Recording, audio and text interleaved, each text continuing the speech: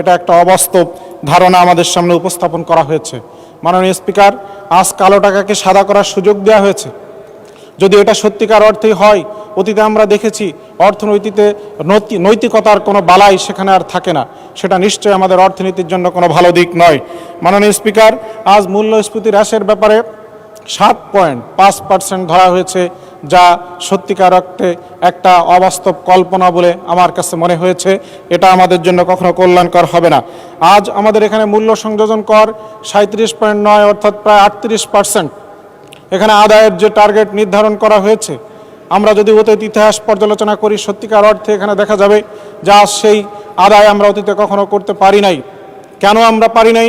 কারণ আজকে 3 কোটি টাকার একটা গাড়ির জানালা খুলে একজন ধনাঢ্য ব্যক্তি যখন সেখানে আজ একটি পানির বোতল নিয়ে 1 বোতল পানি ক্রয় করে নিয়ে পানি পান করে, ঠিক সেও যে পরিমাণে ভ্যাট দেয়, আবার আমার একজন খেটে খাওয়া রিক্সাওয়ালা শ্রমিক সেও একটা পানি পান করতে গেলে বোতল নিয়ে তাকেও একই পরিমাণে ভ্যাট দিতে হয়।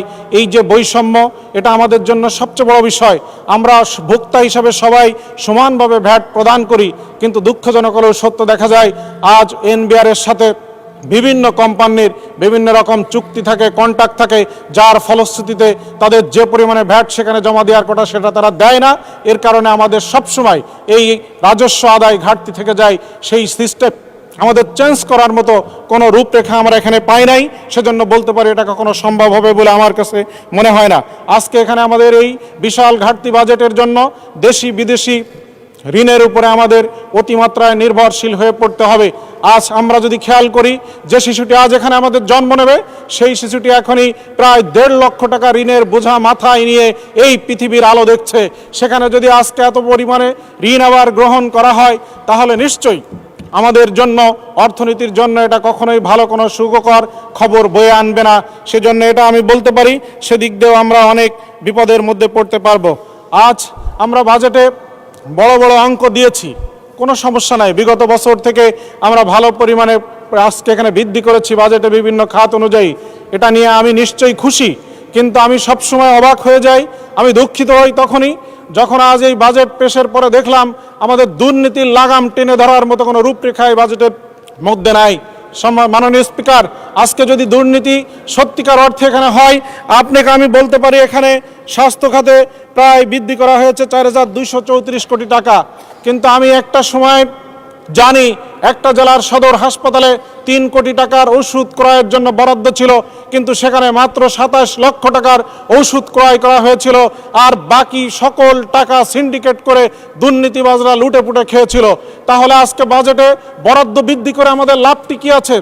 বরাদ্দ বৃদ্ধি করার পাশাপাশি সত্যিকার অর্থে যদি আমরা খেয়াল করে দেখি, যদি দুর্নীতির লাগাম টেনে ধরা না যায়, তাহলে সেই বরাদ্দে আমাদের কোনো লাভ হবে না। আর এই দুর্নীতি, মাননীয় স্পিকার, গ্রামের আমার কোনো খেটে খাওয়া কৃষক শ্রমিক মেহনতি মানুষ করে না, বরঞ্চ আজকে আমার মতো আপনার মতো যারা এখানে বসে আছি, উচ্চ শিক্ষিত বিভিন্ন ব্যক্তি, বিভিন্ন আমলা ব্যবসায়ীরা, তারাই আজকে দুর্নীতির যাত্রা শুরু করে। মাছের ঘা শুরু হয়েছে মাথা থেকে, আমাদের লেজের কাছে কখনো মলম লাগিয়ে কোনোদিন সেটাকে নিবারণ করা যাবে না। আজ আমরা যারা আছি, আমাদের এই মাথায় আগে ঠিক করতে হবে, এখান থেকে ওষুধ লাগাতে হবে, তাহলে আমি বিশ্বাস রাখি তৃণমূল পর্যন্ত দুর্নীতি দূর হয়ে যাবে। মাননীয় স্পিকার, আজকে এখানে অনেকেই আপনার কাছে আপনার অন্ডার্স ক্লাবের খেলা দেখে বা মুক্তিযুদ্ধ দেখে এই কথা বলে সময় বাড়িয়ে নিয়েছে। আমি একটু কিছুই দেখতে পারি নাই আমার বয়সের স্বল্পতার কারণে, কিন্তু আপনাকে পেয়েছি এই সংসদে, আজ প্রথমবার এসে বর্ষিয়ান একজন সংসদ সদস্য এবং স্পিকার হিসেবে। এজন্য আমি আপনার কাছে সময় চাই একটু আমাকে এলাকার কথা বলার।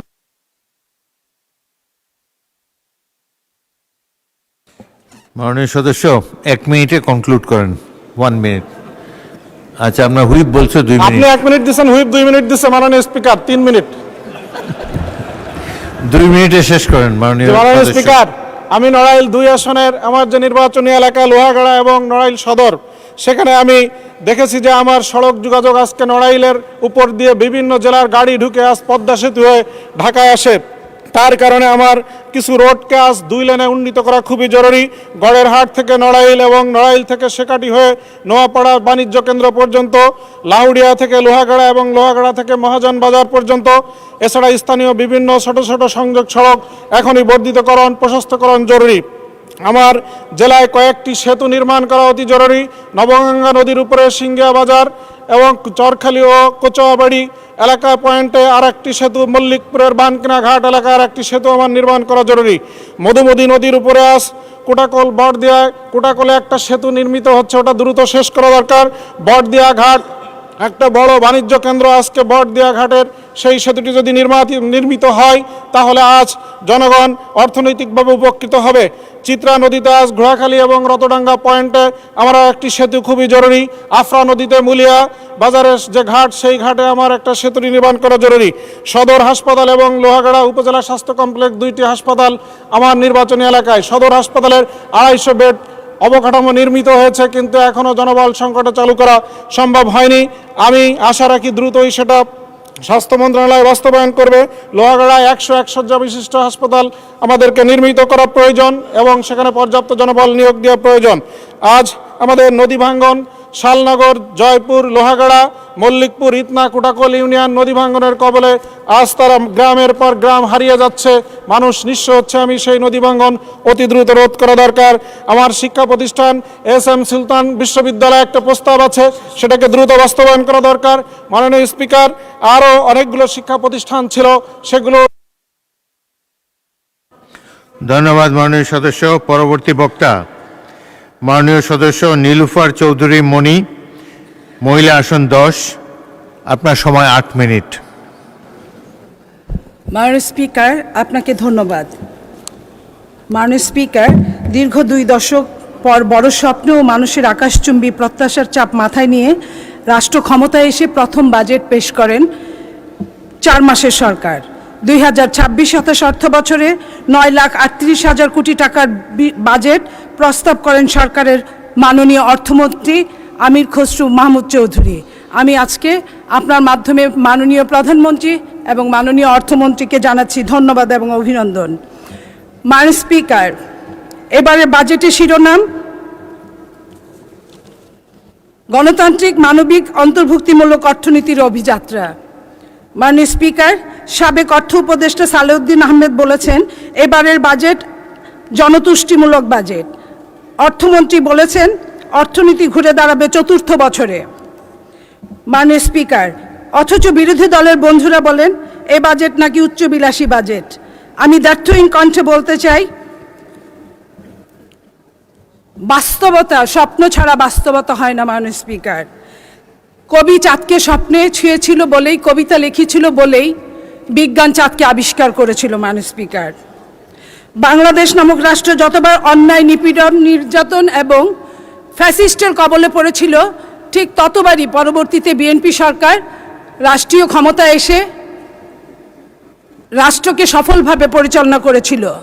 সেই 1975 সালে যখন হেনরি কিসিঞ্জার বলেছিল তলাবিহীন ঝুড়ি বাংলাদেশকে, বাংলাদেশের গণতন্ত্র ছিল না, বাংলাদেশে খাদ্য ছিল না, বাংলাদেশের মানুষ দুর্ভিক্ষে নিপতিত হয়েছিল।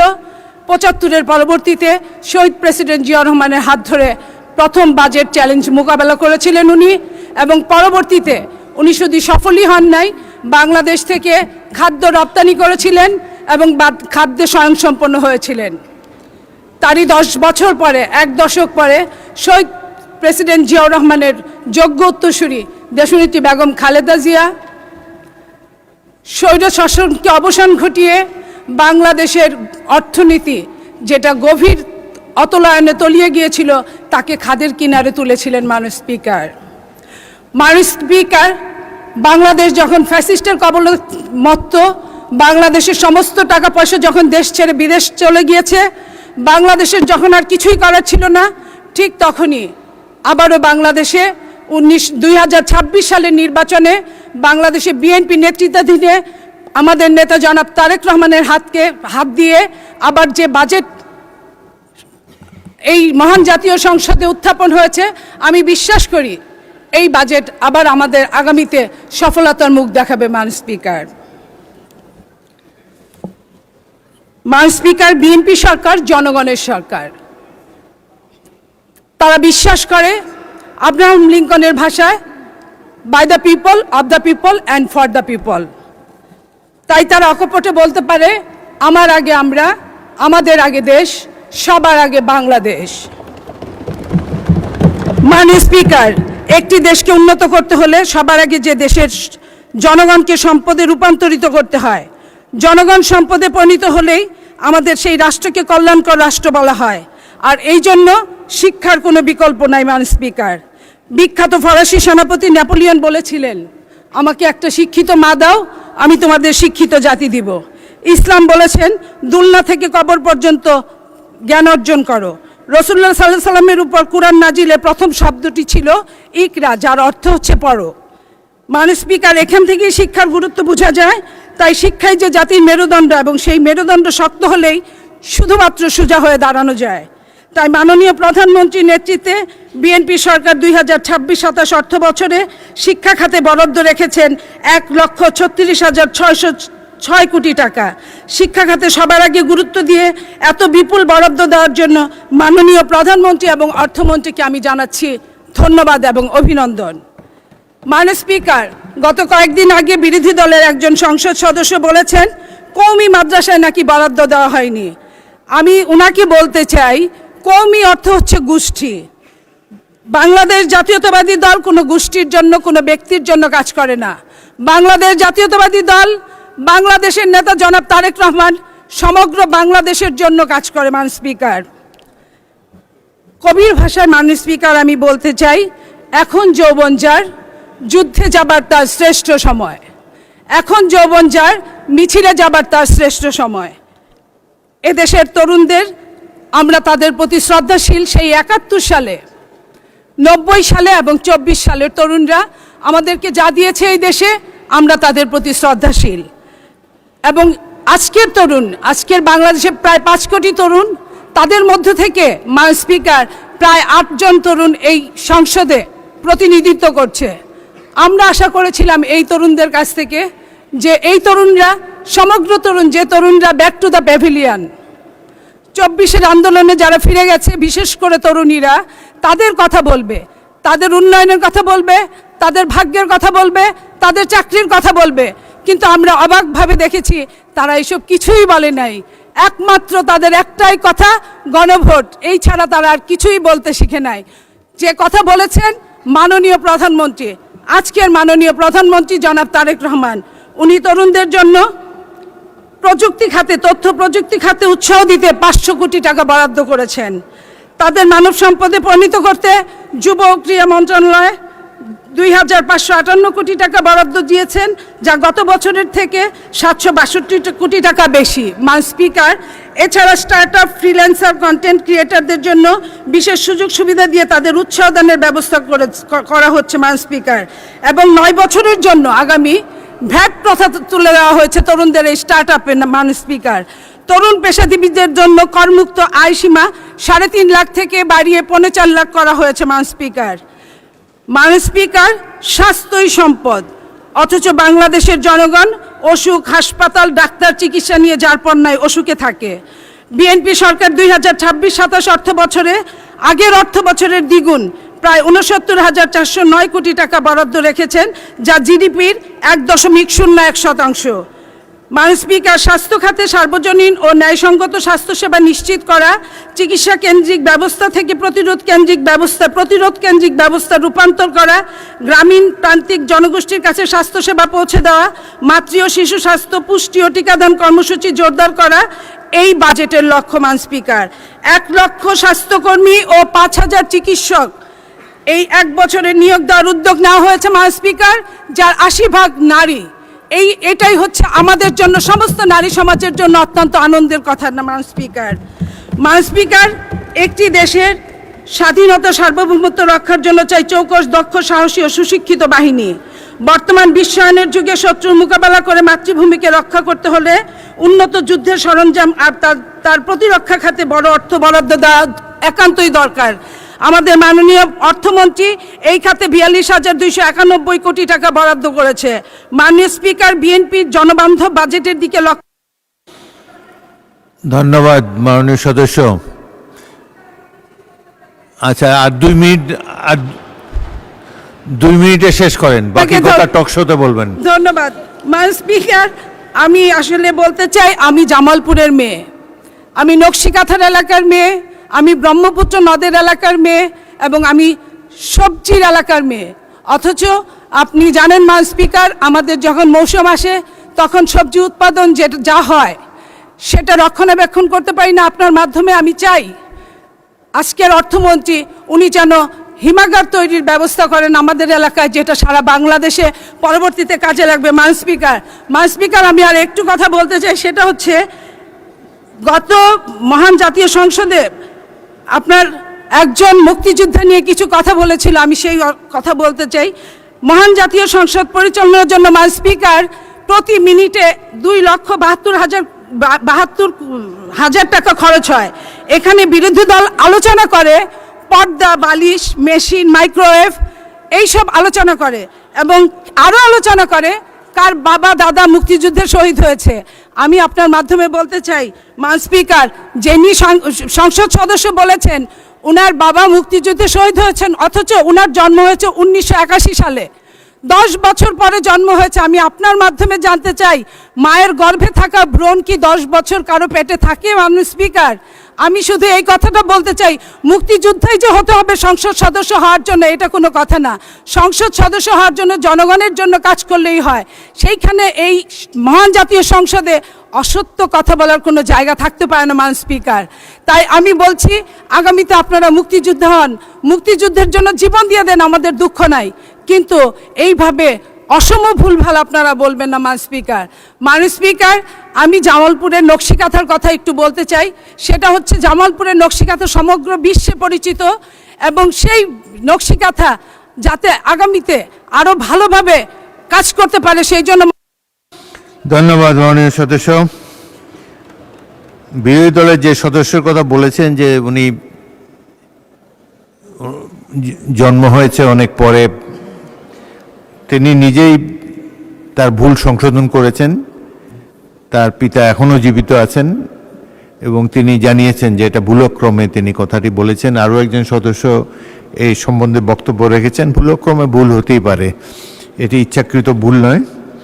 যাই হোক, মাননীয় পরবর্তী বক্তা মাওলানা মশিউর রহমান খান, বাগেরহাট 1, সময় 5 মিনিট।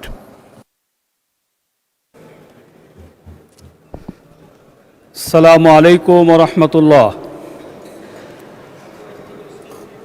নাহমাদুহু ওয়া নুসাল্লি আলা রাসূলিহিল কারীম। মাননীয় স্পিকার, আপনাকে অসংখ্য ধন্যবাদ। সাথে সাথে ধন্যবাদ জানাই আমার নির্বাচনী এলাকা 95 বাগেরহাট 1, ফকিরহাট, মোল্লাহাট এবং চিতলমারীর গণমানুষকে, যারা আমাকে নির্বাচিত করে এই মহান জাতীয় সংসদে দায়িত্ব পালন করার জন্যে পাঠিয়েছেন। তাদেরকেও আমার হৃদয় থেকে আমি অভিনন্দন জানাই। মাননীয় স্পিকার, 2026 এবং 27 সালের অর্থ বছরের জাতীয় বাজেটের উপর যে আলোচনা চলছে সেই আলোচনায় আমি বলতে চাই, মাননীয় স্পিকার, অর্থ বছরের বার্ষিক বাজেট প্রস্তুত উপস্থাপন এটা যে কোনো সরকারের সবচেয়ে গুরুত্বপূর্ণ একটি দায়িত্ব। সেই হিসাবে সেটি যথাসময়ে যথাযথভাবে সম্পন্ন হয়েছে বলে আমি মহান রব্বুল আলামিনের কাছে শুকরিয়া আদায় করছি। মাননীয় স্পিকার, স্বাধীনতার পর দেশের ইতিহাসে সর্বোচ্চ অঙ্কের বাজেট 9,38,000 কোটি টাকার বাজেট ঘোষণা করা হয়েছে। আমি মনে করি এই বাজেট বাস্তবায়ন করা আমাদের জন্য খুবই চ্যালেঞ্জিং, কারণ এখানে ঘাটতি বাজেট আছে, ঋণ করে বাজেট বাস্তবায়নের লক্ষ্যমাত্রা নির্ধারণ করা আছে। ফলে এ বাজেট বাস্তবায়ন করা আমাদের জন্য খুবই চ্যালেঞ্জিং বলে আমি মনে করি। মাননীয় স্পিকার, আমার প্রথম প্রশ্ন হলো, এ বাজেটের কত পার্সেন্ট আমরা বাস্তবায়ন করতে পারব, আর কত পার্সেন্ট, শতকরা কত ভাগ সিন্ডিকেটের গ্রাসে পরিণত হবে, যেটা আজকে আমাদের মধ্যে চলমান রয়েছে। সেজন্যে এই বাজেট বাস্তবায়ন করতে হলে মাননীয় স্পিকার, আমি কয়েকটি বিষয়ের দিকে দৃষ্টি আকর্ষণ করতে চাই। তার মধ্যে সকল স্তরে সংস্কার প্রয়োজন। আজকে সেই সংস্কারকে, নতুন অ্যারেঞ্জমেন্টকে, জুলাইয়ের চেতনাকে আমরা একটি ধোঁয়াচ্ছন্ন পরিবেশে রেখে আমরা এই বিশাল বাজেট বাস্তবায়ন করতে যাচ্ছি, যেটি আমার দৃষ্টিতে অসম্ভব বলে আমি মনে করি। সর্বস্তরে এই সিন্ডিকেট, পেঁয়াজ সিন্ডিকেট, ডিমের সিন্ডিকেট, এখনও কি আমরা আমাদের প্রশাসন যন্ত্রের বিভিন্ন স্তরে ঘাপটি মেরে থাকা স্বৈরাচারদেরকে মুক্ত করতে পেরেছি? তারাই কিন্তু হবে আমাদের এই বিশাল প্রত্যাশার বাজেট বাস্তবায়ন না হওয়ার জন্যে প্রধান একটি কারণ। মাননীয় স্পিকার, ফর্মালিটিস ব্যয় কমাতে হবে, দুর্নীতি বন্ধ করতে হবে। তাহলেই এই বাজেটের যতটুকু সম্ভব এটা আমরা বাস্তবায়ন করতে পারবো ইনশাআল্লাহ। মাননীয় স্পিকার, আমার নির্বাচনী এলাকার দু একটি কথা আপনার সামনে আপনার মাধ্যমে উপস্থাপন করতে চাই। ফকিরহাট, মোল্লাহাট, চিতলমারী একটি অবহেলিত জনপদ, যেখানে বিগত 40 বছর শাসন করেছে এই আসনের বাসিন্দা নয় এমন একটি পরিবার থেকে এসে। অতএব সেখানের উন্নয়নের ব্যাপারে তাদের কোনো ভূমিকা ছিল না। সেজন্য মধুমতি নদীর মিষ্টি পানি পাশে থাকার পরেও প্রকল্পের অভাবে পানির জন্য এই 3টি উপজেলায় হাহাকার করছে। এজন্য আমি এলজিআরডি মন্ত্রী মহোদয়ের দৃষ্টি আকর্ষণ করব, জনস্বাস্থ্য বিভাগের মাধ্যমে মিষ্টি পানির সরবরাহের ব্যবস্থা করতে। হিমাগার তৈরি করা খুবই প্রয়োজন। হাজার হাজার বিঘা।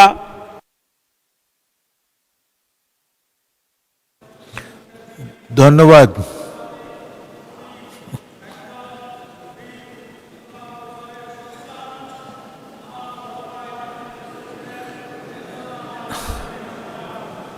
আচ্ছা, 2 মিনিটে বক্তব্য শেষ করেন। 2 মিনিট। মাননীয় স্পিকার, হাজার হাজার টন টমেটো উৎপাদন হয়। সাদা সোনার দেশ বাগেরহাট, সাদা সোনার জেলা বাগেরহাট। মৎস্য এবং চিংড়ি চাষের যে প্রাচুর্য, হাজার লক্ষ লক্ষ টন টমেটো উৎপাদন হয়ে খেতেই নিঃশেষ হয়ে যায়। এজন্যে আমার এই আসনে একটি হিমাগার প্রয়োজন। এবছর হাজার হাজার মৎস্যঘের পোনার অভাবে সেখানে সেই মৎস্যঘেরগুলি চাষের আওতায় আনা সম্ভব হয়নি। কালো পথে চিংড়ির পোনা আসে, সেটি অবৈধ বলে সেটা করতে ওই ঘেরের মধ্যে ফেলানো যায় না। ফলে আমি দাবি করছি যে একটি হ্যাচারি ওখানে প্রতিষ্ঠা করে এই 3টি উপজেলার লক্ষ লক্ষ বিঘা সম্পত্তিকে মাছ চাষের আওতায় নিয়ে আসতে হবে। বাগেরহাট রেল সংযোগ 10টি জেলা রেলের আওতায় আসতেছে এই গণতান্ত্রিক সরকারের অধীনে। আমি মাননীয় রেলমন্ত্রীর দৃষ্টি আকর্ষণ করব, সেই 10টি জেলার মধ্যে বাগেরহাটের নাম দেখিনি। আপনি বাগেরহাটের সন্তান, এজন্য আমি আপনার দৃষ্টি আকর্ষণ করছি বাগেরহাটকেও রেলের আওতায় নিয়ে আসার জন্যে। গ্রামীণ অবকাঠামো, মাদকের ভয়াবহতা, স্বাস্থ্য খাতের দুরবস্থা, এটি এই সংসদের কমন এজেন্ডায় পরিণত হয়েছে। আমরাও সেই একই দুরবস্থার শিকার। সেজন্য এদিকে দৃষ্টি আকর্ষণ করতে চাই। আজকে এই মহান জাতীয় সংসদের 350 মানুষের পরে 20 কোটি মানুষের যে আমানত, আসুন সেই অনুভূতি নিয়ে আমরা সেই অনুভূতি লালন করে চলুন। ধন্যবাদ মাননীয় সদস্য। এবার আমি আহ্বান জানাবো এই সংসদের সবচাইতে বয়োজ্যেষ্ঠ সদস্য